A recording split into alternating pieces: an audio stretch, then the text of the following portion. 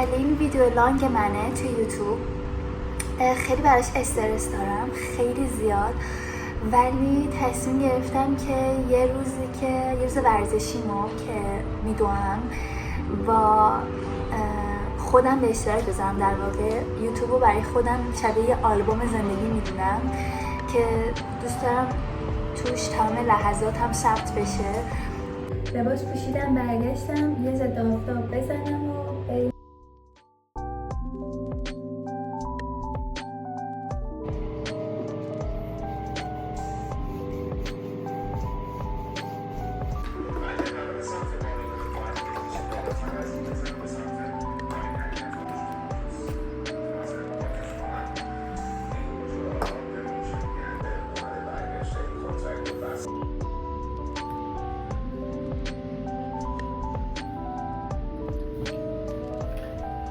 همیشه استرس دارم قبل از دویدن، همیشه.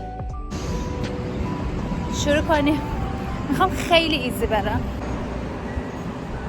5 کیلومتر اول دویدن تو خیابون واقعا حال میده.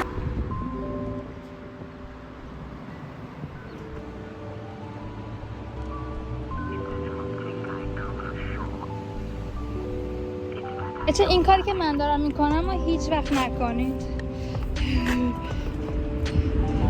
خطرناکه. رسیدم جای امن و دارم به سمت تقسیم میرم. تا الان 7 تا.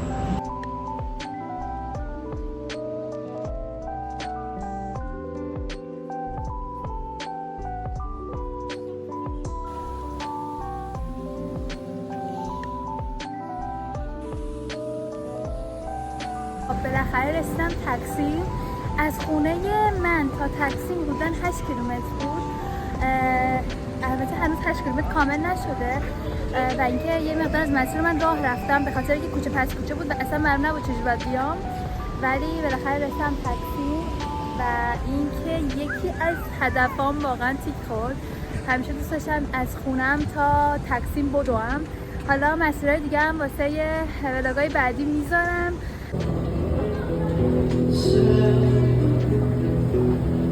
Sen düştün